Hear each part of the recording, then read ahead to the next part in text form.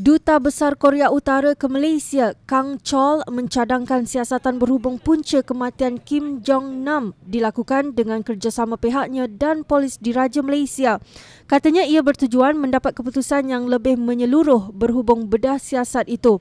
Tambahnya, sekiranya Malaysia bersetuju dengan cadangan itu, pihaknya akan menghantar delegasi peguam bagi membantu siasatan.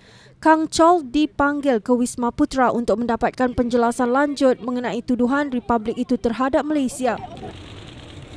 At first, Malaysia police informed the embassy that a diplomatic passport holder of the DPRK fainted from the heart attack at the airport and that he died on the way to the hospital as it was a natural death.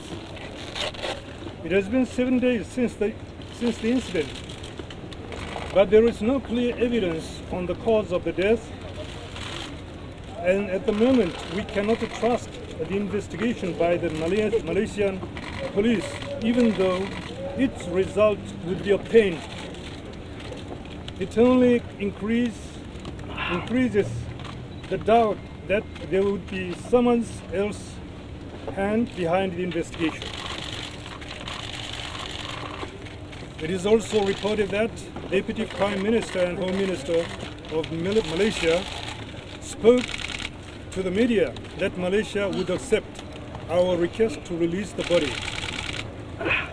But in the afternoon, on 17th February, the Deputy Inspector General of Royal Malaysia Police informed us in the meeting of the absurd allegation that they would never release his body without the presence of the next of kin to him for the identification and DNA test.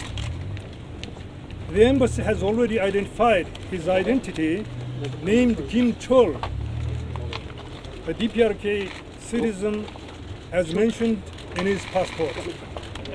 If the death of the DPRK citizen named Kim Chol is not a natural one and is murdered as alleged by the Malaysian side, the latter should be fully responsible for the murder of our citizen Malaysia. We have the right to request for the investigation result as the victim's side.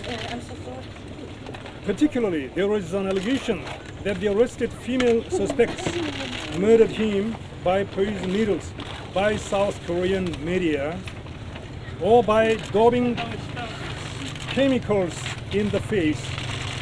We demand for the meeting with such female suspects to reveal the truth. Up to date, we have been respecting the Malaysian police and waiting with patience for their fair and accurate investigation result. On the contrary, they pinned the suspicion on us and targeted the investigation against us. We officially inform Malaysia and international community that we suggest the joint investigation on this incident for its clear clarification. If Malaysia agrees with our suggestion, we'll dispatch the lawyers' delegation, which means our determination to clarify this incident by the joint investigation with Malaysian police. When they could not get the desired result from the post-mortem, Malaysia announced that they would conduct the second one rather than handing over the body and the result of post-mortem task. Their attempt to mangle again his body, not release, is the culmination of a human rights violation and shows once again how they are desperate to shift blame on us.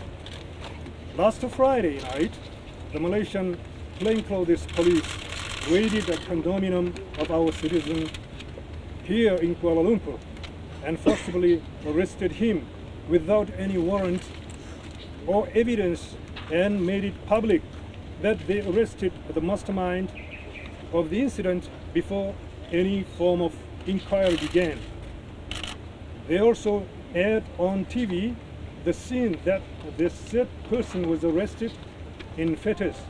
This is a grave human rights violation.